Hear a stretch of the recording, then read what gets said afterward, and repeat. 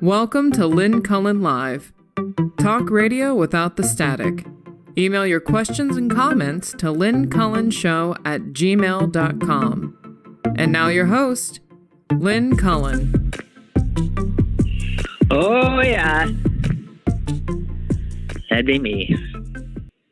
How you doing? It's trying to figure out what day it is. It's Tuesday. It's December 14th, 2021, and Susan, my sister, is on the line. Hello. Hi. Good morning. Good morning. Oh, I just want to apologize up front for any noise you might hear on my end, because the construction continues apace, 10 feet from where I sit. It's like they wait until now to bring out jackhammers, drills, God knows what. Who's building what? Which neighbor? The neighbor that I'm cheek to jowl with on one side. And okay. They've been renovating their house for, I don't know, over a year. And I don't know, they're really working on the side, right outside where I'm sitting now. And I wish it would stop. Excuse me. Okay. I can't hear it. If it's any help to you, I can't hear it. Okay. You can't hear the hammering, the screw. That's good. No. Would that I couldn't hear it. Oh, God. So I just saw that I'd seen this, but I hadn't seen it from what I would consider a reliable source. But now I'm seeing it from a reliable source, that supervisors at the candle factory that was leveled threatened any of their employees with being fired if they left when the warnings were coming in. Does that in any way make these employers liable? I doubt it, right? No, I think that if they want to get sued, because you know what happened to they fell into vats of hot oil. I mean, this isn't pretty what happened to them. No. Yeah, I think if there was advanced warning and people sought to leave and were told that if they left they were going to lose their jobs, well, you know, it's a choice, I suppose. I don't know. And then they lost their lives. And then they died instead. Yeah, or were grievously injured. Well, there were warnings. I mean, I remember seeing a warning that there was a line of, you know, there was going to be tornadoes. Everybody knew there were going to be tornadoes. How come I knew in Pennsylvania? They were talking about this line of storms. And yeah, I don't know. I mean, the same at the Amazon place. I don't know if you cannot provide a safe place for your workers, and you're demanding that they stay during potentially life-threatening weather, then I would think you've. I think to me they're culpable. Well, we'll see. Unbelievable, though. Unbelievable.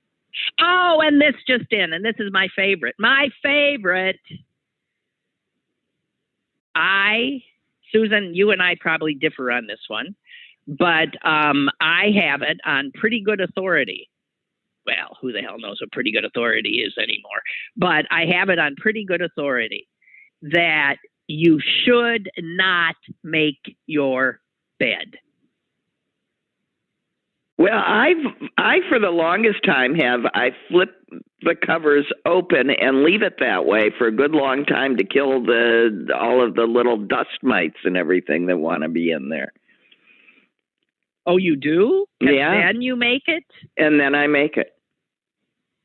How? And have you done research on how much sunlight or air is required to? No, I get up, I put the covers aside, I go about my morning, and then usually when I go back upstairs, you know, a couple of hours later, I make the bed. And yeah. Uh-huh. Well, then tell me this, because I didn't know about these. I knew about dust mites, but I didn't know that what dust mite experts say is that they love a neatly made bed because it keeps them warm and it's dark for them. It's perfect. What they don't like is exposure to the air and to sunlight, because then they dry up and die. Yeah. So here's what I'm asking. Wouldn't it make more sense never to make your bed, to kill those things many of us are allergic to? And just the idea that you're lying on those disgusting bugs, they're, in your bed with you.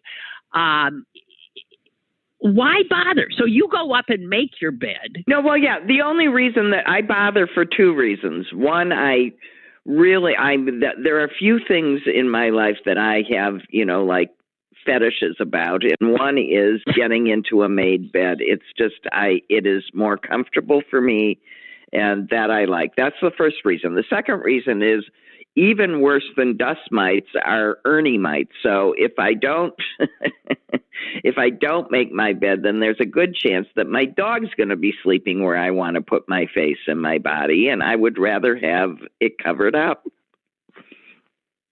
All right. Well, I think you've stated my case adequately. Yes, I think you've defended your choices admirably. Yes, I do. However, I do want to see it. What? I don't make my bed unless somebody's going to see it. Well, that's fine. It just strikes me that what's the point, since I'm just going to unmake it, and get in it. Honestly, if it didn't make any difference to me about how it felt getting into it, there would be many times that I wouldn't. But it does matter to me, and the dog as well. But I had known about this thing about air and light and for a long time. So I very purposefully fold back the bed and let it be. Right. Well, I just want to tell all you who, like me, don't see the point, except, if company's coming, of making your bed you've got science on your side now. You really do. You really do. And Susan, when it comes to beds, I know she irons her sheets. I rest my case. That is so over the top. If I have time and nothing else to do, you betcha, because it makes the sheets feel better. I'm telling you, it's the one thing that I have cool. Yeah. I know. I don't ask anybody else to do it, and it's not like. No.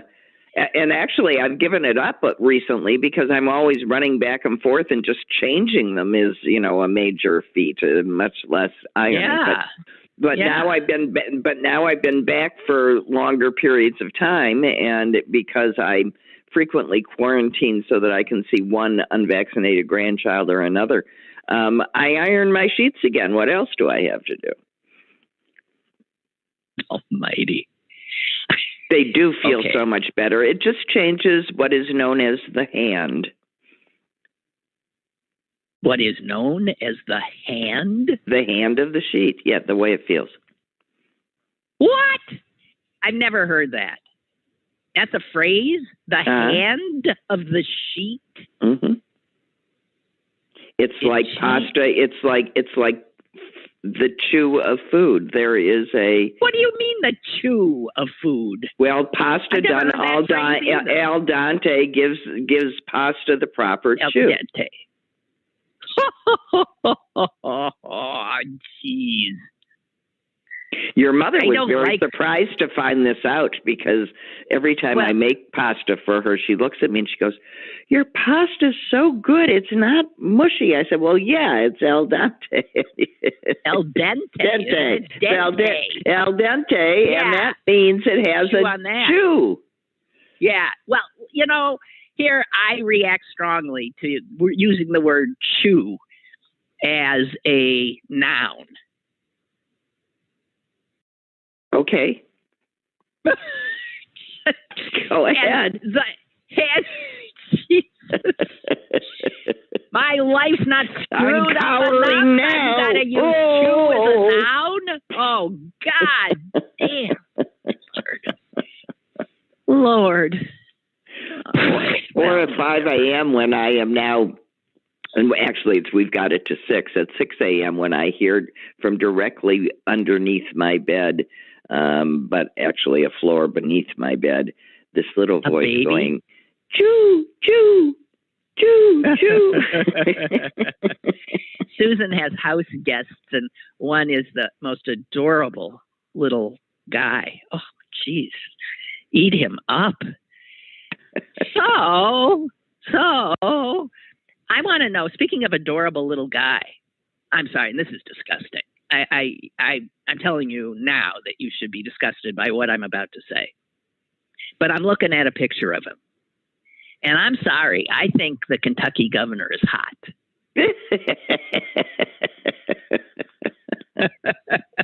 You're not wrong about that, but you know. No, is he adorable? And yeah, he's pretty adorable. Okay, then explain me this. How does a godforsaken state like Kentucky regularly elect the horrors of Mitch McConnell and Rand Paul? I know. I mean, look at Mitch McConnell. And then elect this Democrat, this gorgeous young Democrat. Now, I have a vague, really, that is such a red state. So what's he doing as governor?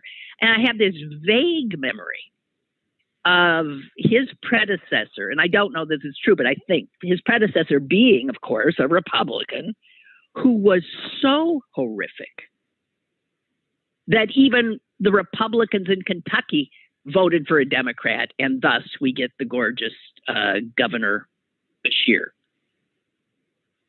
But that's what I think. I mean, it is odd that there is a Democratic governor in Kentucky. Yeah. And speaking of Rand Paul, I just have to do this, and I'm sorry. Okay, well, we weren't speaking of Rand Paul, but go ahead. I mentioned him. I said Mitch McConnell and Rand Paul. Oh, you did. I just, every time I hear Mitch McConnell, my brain starts going, and I missed Rand Paul. He's just so horrific. He's so horrific. I have a quote from Rand Paul. It's a little musty because it's from Hurricane Sandy. When did that happen? That was about, 4 years ago, 5 years ago? Hurricane Sandy was up in Long Island. Yeah, no. But it did horrific damage. Right. To a number of states, killed people.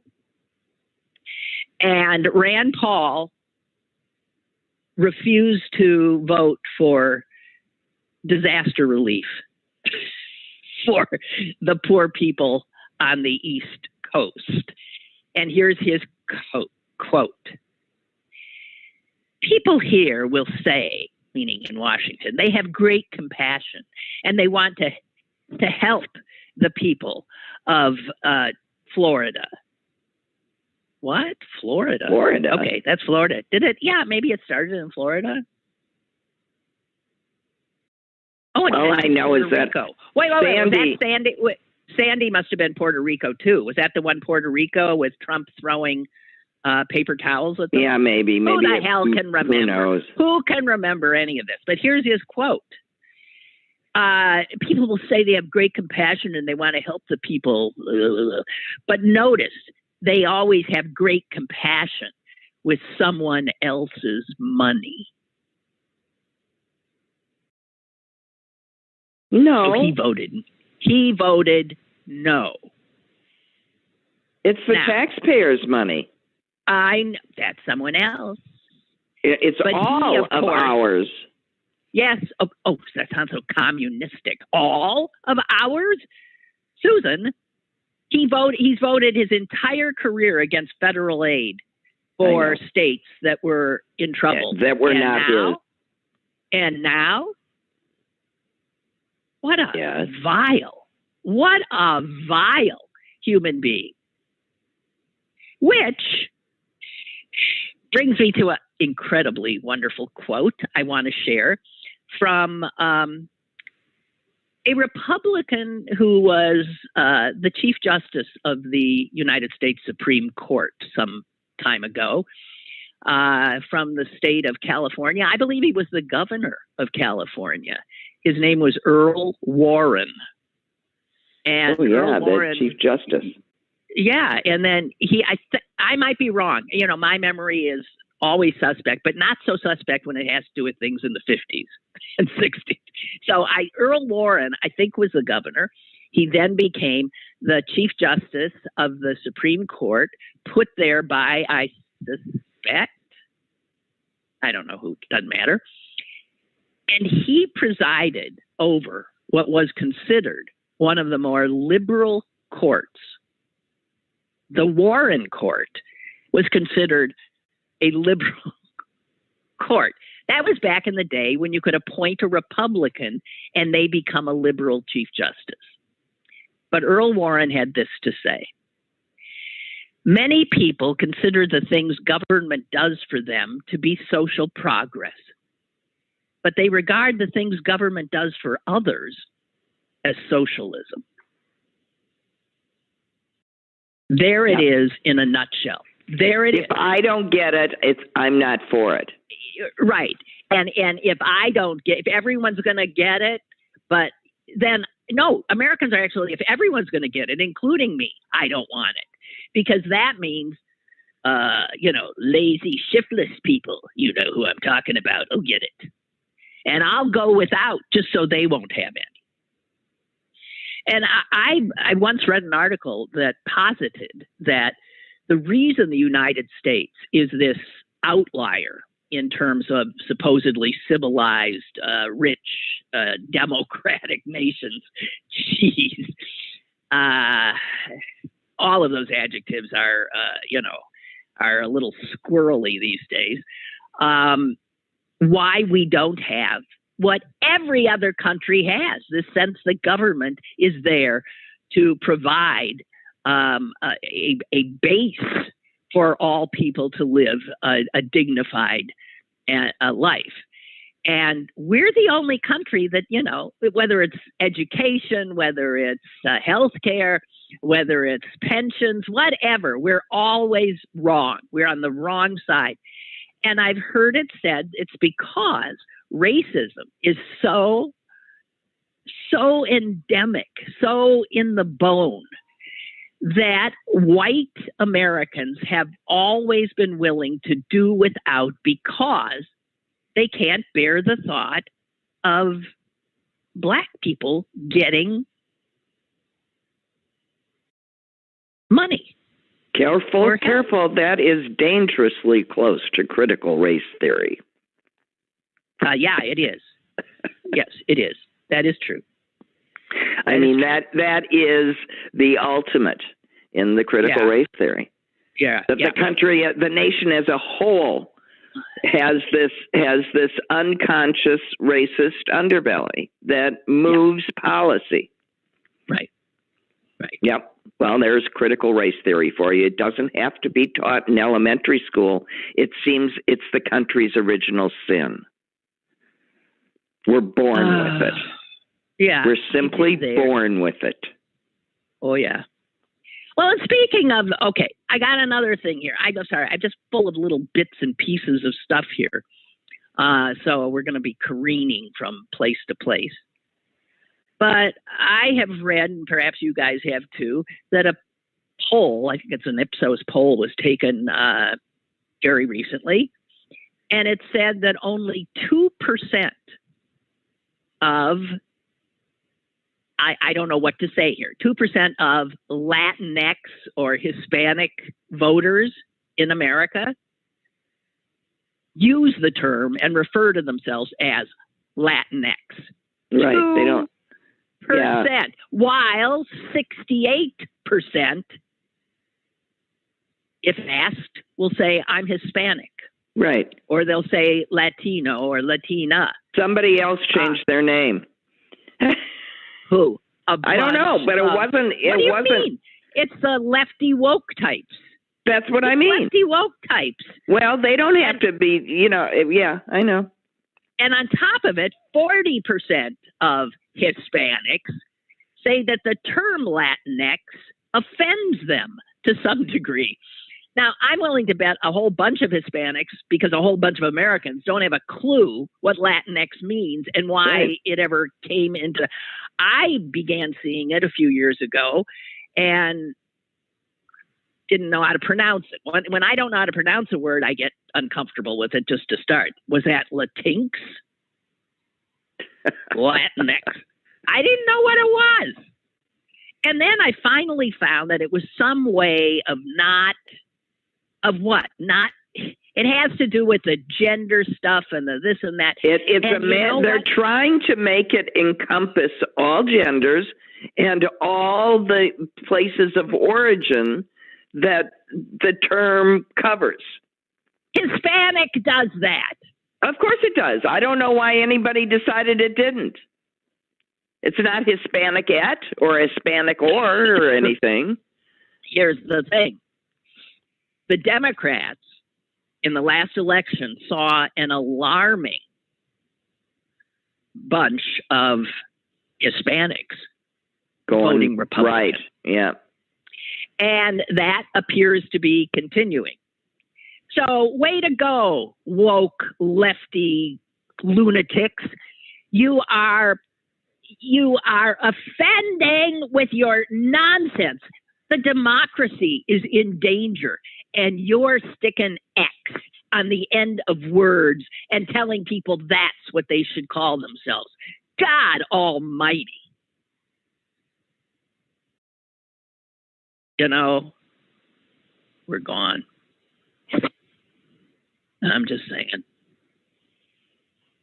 All right, well, one thing begets another, so I have this, which I found fascinating. Did you see that a 16-point rack, as they call them? That's an impressive deer, right? Yeah, okay, yeah. You were talking deer. That's what I thought. Okay. Okay. Well, I could have been talking a 16-point. I mean, it could have been any sports game, right? Rack is singular to billiards. I think you rack them up, but anyway. And when you say rack, some people think of bosom. I think of lamb chops. Okay, rack of lamb. Yeah. What else do we think of? I think we covered it. I don't know. So some hunter in Missouri, Suze, in I'm sure. Great state of misery, took down a 16-point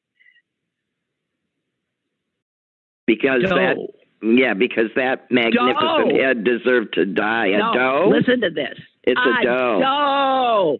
A non-binary. Does. I am not kidding. They took down they could be on. I don't like people who, but I understand. I mean, who wouldn't think that was a buck? And wildlife experts, when they like found the bearded lady. I mean, you know, these things happen. It says one doe. This is sort of what they think of in terms of the numbers.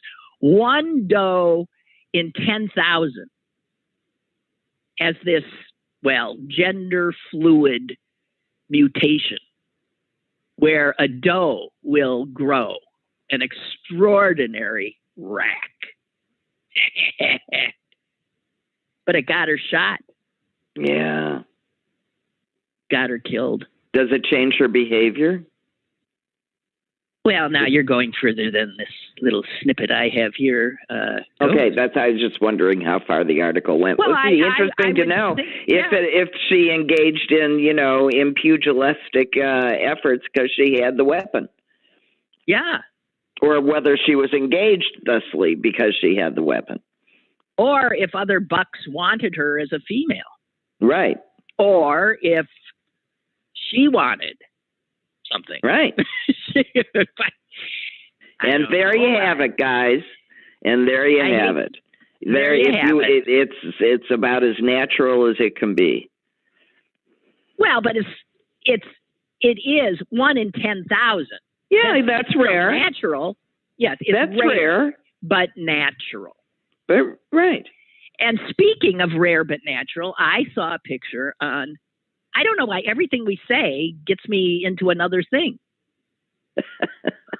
Flight of thought. Go ahead. Well, I know. You said go ahead. Susan said go ahead. I didn't even hear myself. You did.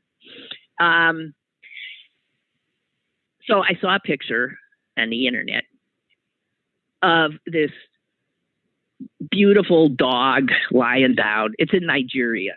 The dog's just lying there in the town square. I don't know. And a little kitten.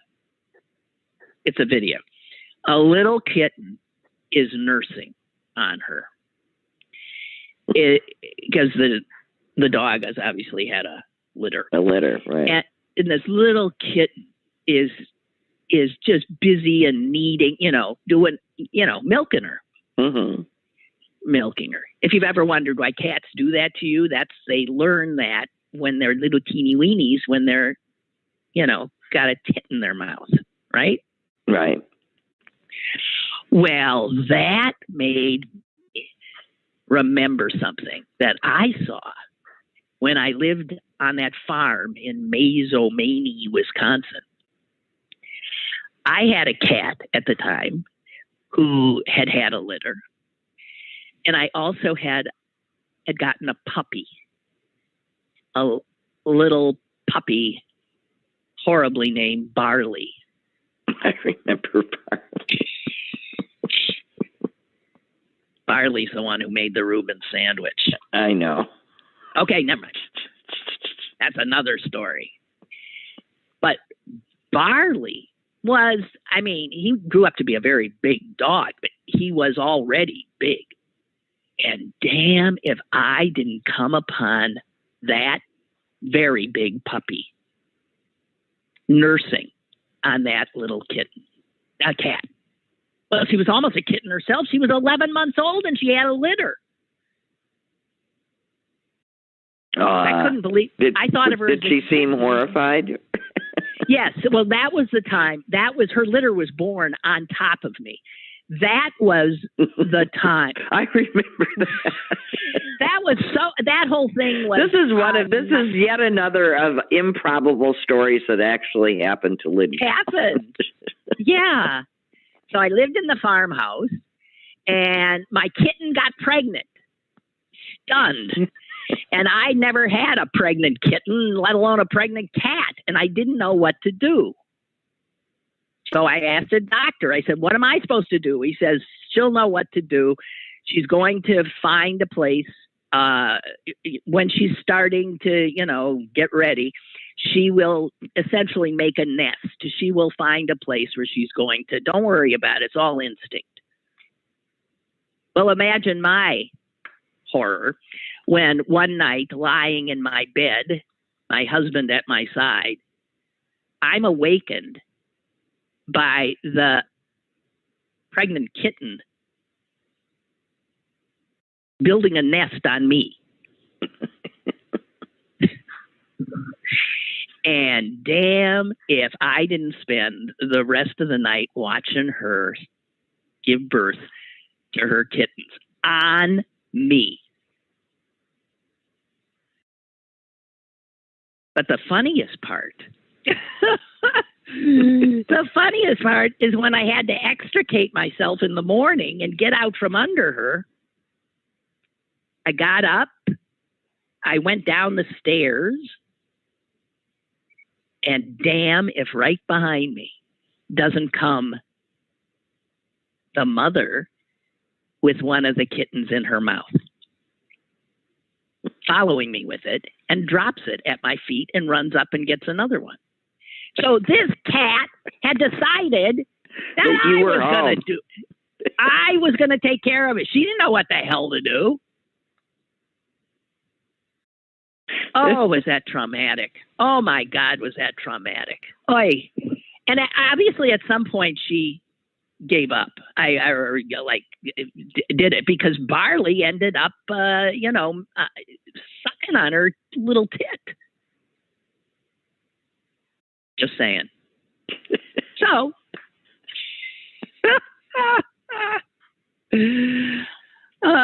okay, here's what I want to know. There's a big story in the New York Times today about social media influencers doing China's bidding. You know, they're all over the place and they're saying nice things about China and blah, blah, blah, and how the Chinese government is like, you know, obviously helping these guys along. These are Americans. Right. Helping all these efforts. And then there's a picture of these four white guys, individual pictures, and these are the social media influencers. And I'm looking at them. Like, and you're thinking, who said? Yeah, wait a minute. That's what I'm saying. Wait, I want this gig. Well, they are self-appointed. They are self-appointed, and they are good at getting clicks. So, well, how do you get clicks? I mean, they monetize. Well, it, right? China knows. You beginning to add this up? Yeah, but I understand all that. But how do you? So I have to tell you, if you're not that principled a person, and you want some money, start something on, you know, YouTube and start saying nice things about China, and you'll get a check in the mail from Beijing or something. No, they up their clicks, which gets them advertising. That's how they make their money. Well, I think, I swear, I didn't read the whole article, but I think China's actually slipping people money too, or making them get more and more and more and more clicks. That's right. They're getting more clicks, which gets them more ad revenue. Well, every time I see a story about a social media influencer, it always looks like some 20-year-old girl or some, you know, 20-something scruffy-looking white male. Yeah. There's also been a disturbing number of stories about how several of these young people have ended up suicides, or at least dead. Because they are just kids, and all of a sudden they're making all this money. They wield all this power, and it's not as easy as it looks. Well, no, because money isn't, and then the pressure, and then being on that horror of social media where people start talking about you. That's right. It's the old "be careful what you ask for." Right. Exactly.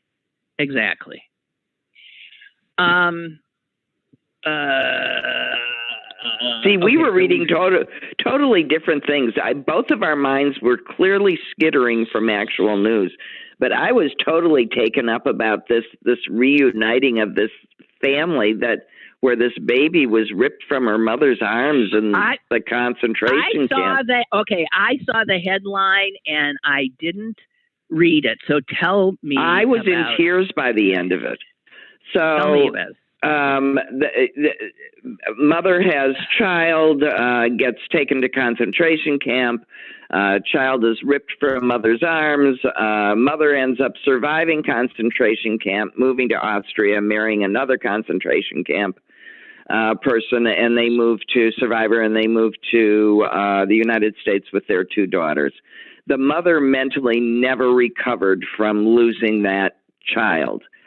Slept with the only black and white photograph she had of it. It really affected her mentally. As she got older and there were methods, she looked and looked and looked, and there was no trace, dead ends. And then she dies a couple of years ago. Her daughters promised her to keep looking. They do it. They contact heritage.com. They do a DNA test, and they get a call fairly quickly. They got a niece. Meaning that baby survived, and the niece is in England.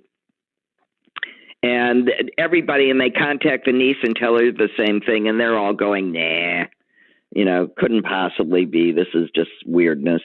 And then the niece sends a picture, and she is identical to the mother. I mean, to the mother. just identical. They said she could have been the same. She had the same mannerisms. She was the same kind of person. Her daughter describes her as not a very good cook, not a very good housekeeper, but everybody loved her, and she was, you wanted to be around her all the time, which was how they described her mother, but anyway, They've finally been reunited, and none of them can believe it. This woman in England is like, she's 70 years old or something. She's the daughter. She's the daughter that of was the taken at the elder concentration camp, right? And who was at least 7 years older than the next sisters. So yeah. Well, on the England end, does anybody know how they got that baby?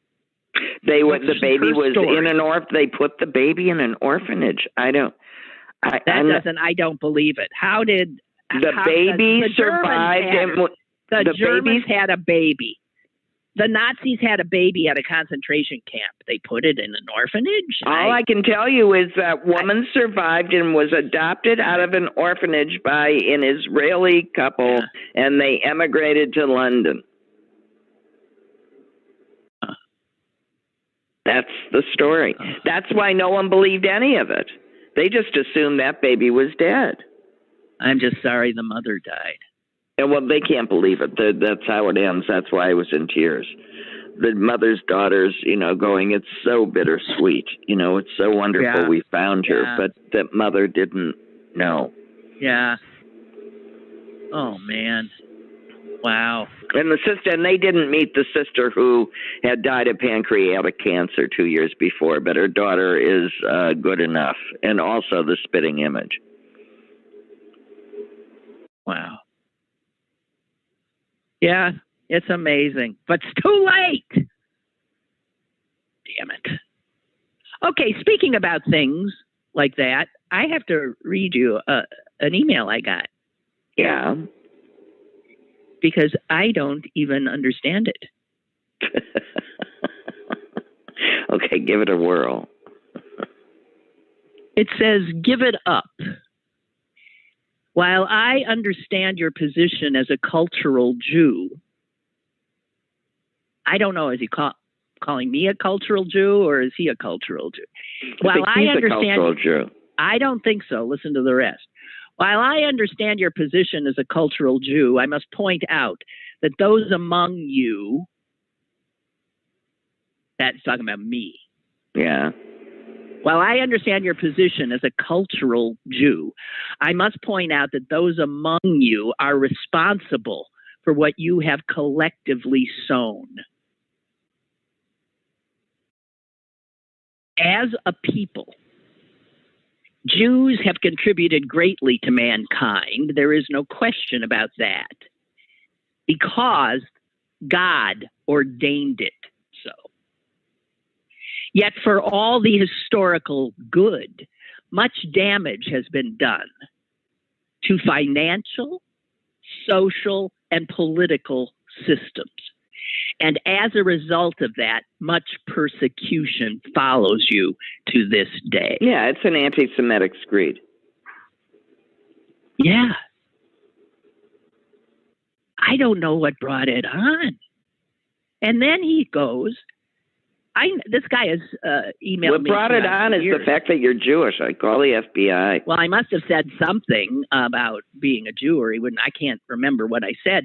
But he says then, I pray and stand behind those wonderful Jewish people I know as friends, the same people who have nothing to do with the above, meaning those awful Jews who control what? The world. The ones he knows are obviously not in that. They are different than the satanic ones. Yeah. Than the one with the lasers. Yeah, right. Isn't that control the world markets? Mind effing blowing.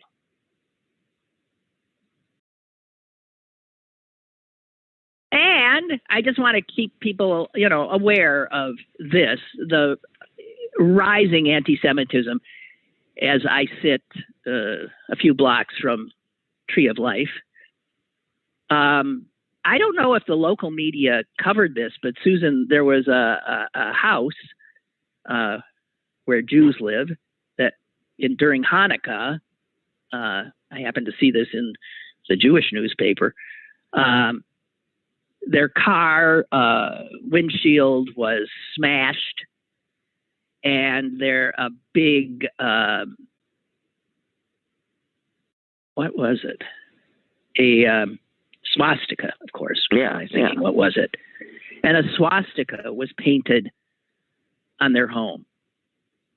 And this is in a part of Pittsburgh, a lovely part of Pittsburgh near me, Highland Park. And, the police were called, obviously a hate crime. The neighborhoods immediately responded. Oh, they also had some signs up in their yard, like stronger than hate, signs that were put in a lot of Pittsburgh yards after the massacre at Tree of Life. And then those were knocked down or stolen. And then the people in the neighborhood, Jewish, non-Jewish, whatever, got signs, and they all put them up in their yards. But, I have to tell you, this is happening a lot. It doesn't get a lot of media attention, and I get little emails like that, and it's something. It's something. So I had a plumber here yesterday. I think I told you on the phone last night, and he has dual citizenship because he was born in Australia. Right. And I asked him, I said, you ever think about getting the hell out of here and going back to Australia? He said, oh, yeah. Yeah, of course. And he said he and his wife have thought about it. There's, practical reasons that they'd rather not, but it's an option. It's an option, and he feels he has an out. And he said, I'm 60. I think he said he's 65.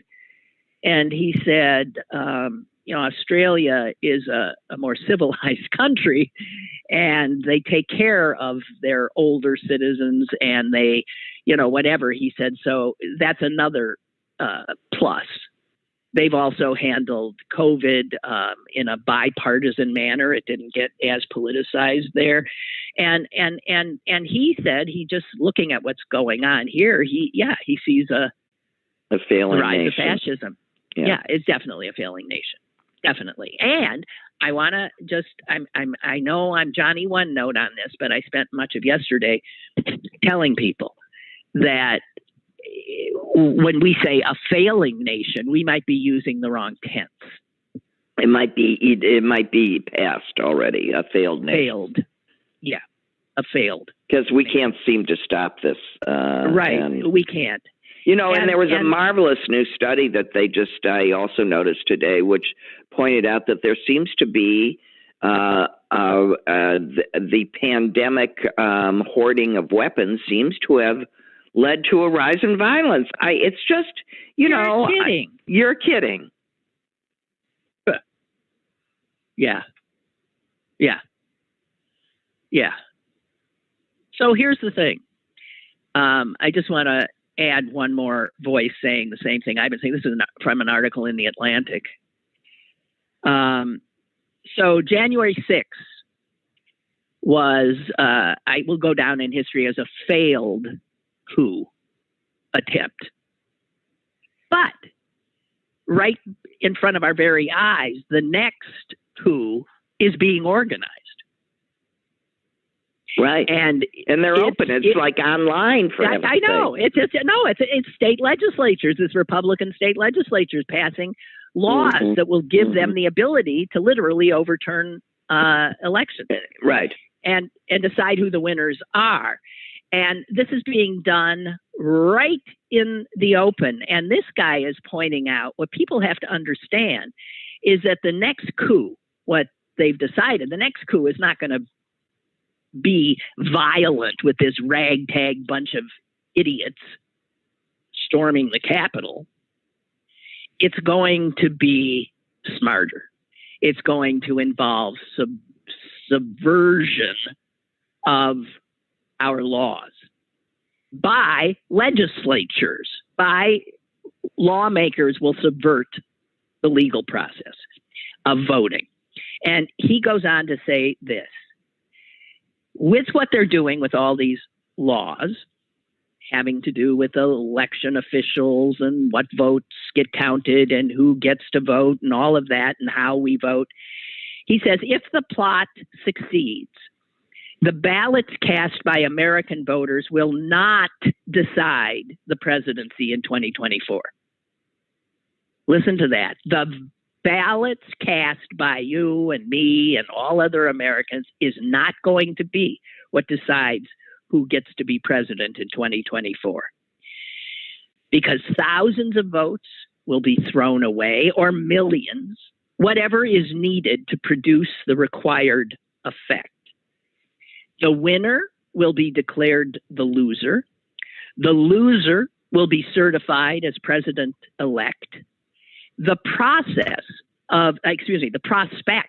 of this democratic collapse is not remote. People with the motive to make it happen are manufacturing the means as we speak. Given the opportunity, they will act. They're acting already. There it is, right before our eyes. And seemingly, they have legislatures. They control so many of the states. They're putting political people in charge of elections where there used to be nonpartisan commissions and or lieutenant governors, even like the guy in Georgia, Republican, who stood up to Trump telling him to throw the election. They're putting in place people who will do what Trump wants them to do. Well, yeah. I mean, the woman in Arizona that at least got kicked out of the election thing had let a guy in and given him the codes to the machines. Yeah. Well, this is where we are. So if you think you can't imagine Trump 2024, you better start getting ready. Or you don't know who you don't know who knows where the election fraud really is, because they're the ones that are doing it, as usual. What I can't believe is how we know this. And it doesn't mean anything. But this has been the case. That was the case through his whole election. Through his whole presidency. That's what we said during his whole presidency. I can't believe we're watching this happen when everybody knows that he's a total lunatic and that the country will fall apart. I can't believe that nothing's happening. I can't believe surely this is the thing. Surely this is the thing. Well, here, don't say that. Yeah. Yeah. We and I shared yesterday a piece written by a guy from Sri Lanka who was in that country when it was collapsing into a violent civil war, and having survived that and seen what happened, he wrote a frightening piece about how this is already past tense. How in America. He said, see, this is the way it happens. You keep waiting for some kind of firing on Fort Sumter. I mean, I know it's just it's crazy. Kicking out the foundation of the country, right? Little teeny stone by little teeny stone, and then it crumbles. Right. And he said, and were you thinking that if there was a civil war or a coup, that your life would cease to be your life? No.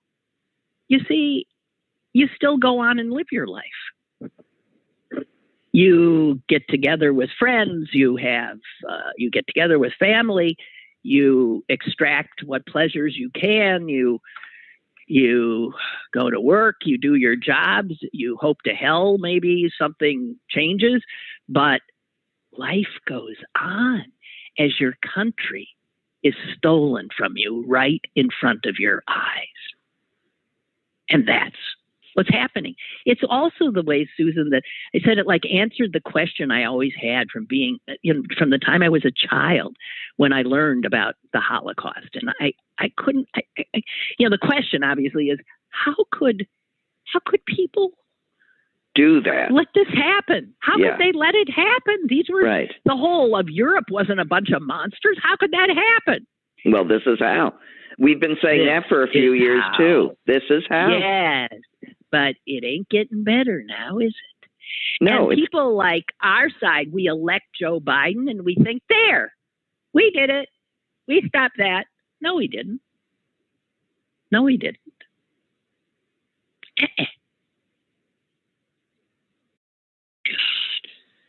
So, I mean, I don't,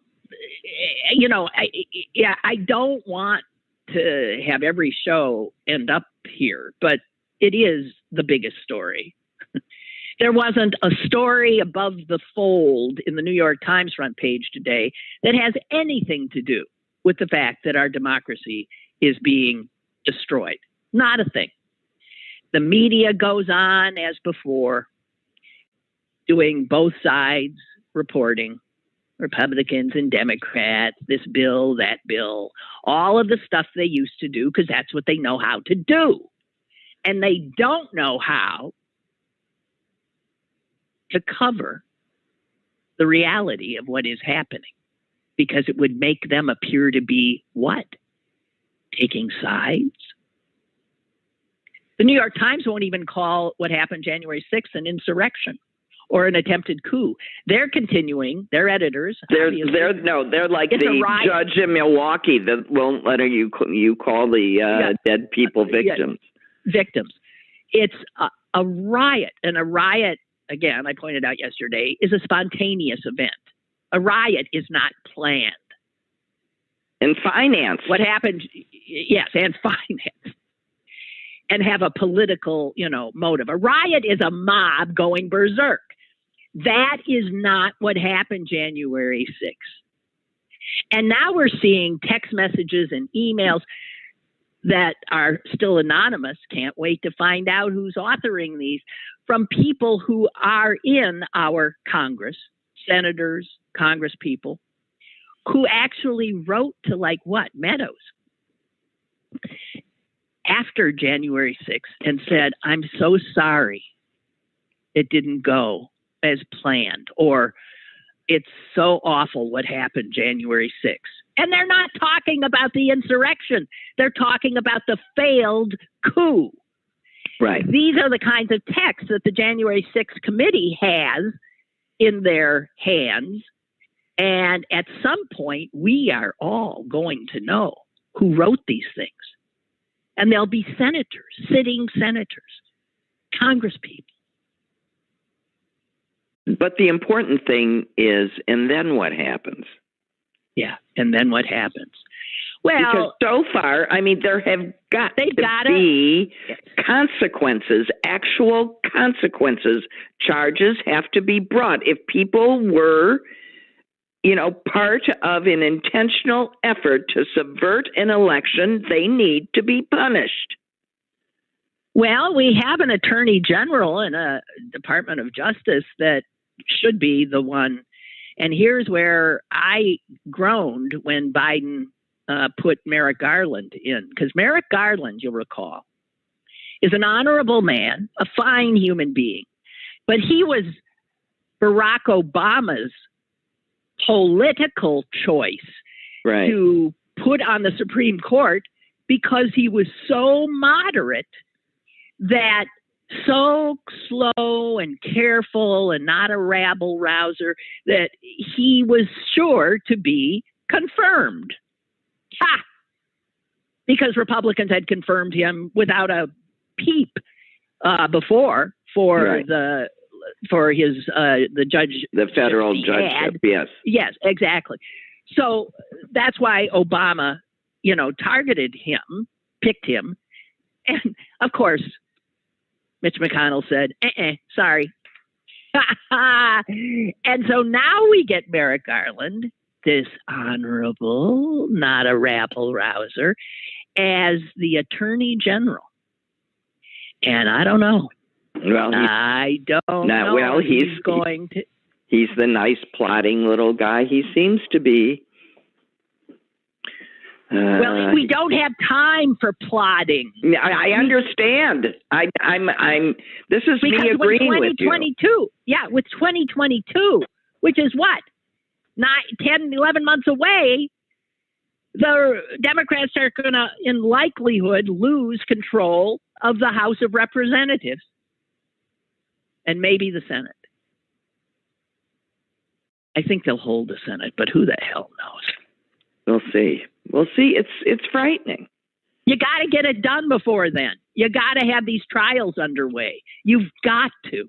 No, and here's I agree. Again where our legal system does not serve us well, because you can play it. So every time there's a ruling, you see, oh, we can appeal. And then the appeal lasts for months and months and months. And then we'll appeal whatever that is. And we'll appeal and appeal. And that's what they're doing. They're running out the clock. And it'll work. Yep. It'll work. It's always worked in the past. Well, ask anyone. I mean, in here, it's worked, for people who get sentenced to death. You always wonder why we sentence somebody to death and they don't kill them. They takes years. 20 years later. Well, yeah, because they're using the so-called speedy wheels of American justice to delay, and that's what is happening. Barbara just sent me this. Man, is that true? The road to fascism is lined with people telling you to stop overreacting. Right, and that's because it doesn't affect them.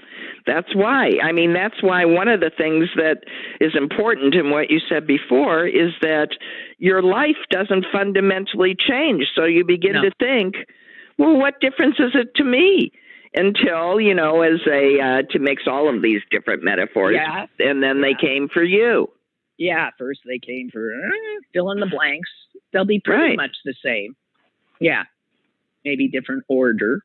Right. But yeah. So, wow. Cheery. My poor dog. We started out really good, didn't we? We did. I thought we did a really good job. I did too. And here, I'm going to end with this. The mayor of Estancia, New Mexico, issued an order requiring citizens attending public meetings to come legally armed and prepared to defend yourself. Why? Because he's going to shoot him? I don't know. This is one of those stories where you think, okay, I don't even want to. That's it. It's over. I'm telling you, it's over. Well, that's why I can't, I read I open the newspapers and my eye just keeps skittering over everything. I know, of course. Anyway, that mayor, his name is Nathan Dial. Man, he did a immediate retreat when the ACLU came in. The ACLU said, we are going to sue the pants off you. And so he, never mind then. And he said, all right, then I'm asking people to come armed with the weapons of wisdom and knowledge of the Bible. Oh, okay then. Okay, only in America. All right. Well, Susan, yesterday I was in such a full rant that I looked up and it was 11:05 and I was in full rant, and so I see it's 11 now, 10 your time, and I'll cease and desist. And okay, because my dog is sitting in front of me with his legs crossed. He refused to walk as long as everybody was here and there was a chance. Yeah. Well, it was wonderful seeing all you guys last night. We FaceTimed, and and give everybody my love. Oh, I wish I were there. Well, you will be. Okay. You'll get your crack at the whole bunch of them. Oh. Bye. I'm walking my dog. All right. Goodbye. Bye. See you guys later tomorrow. Bye.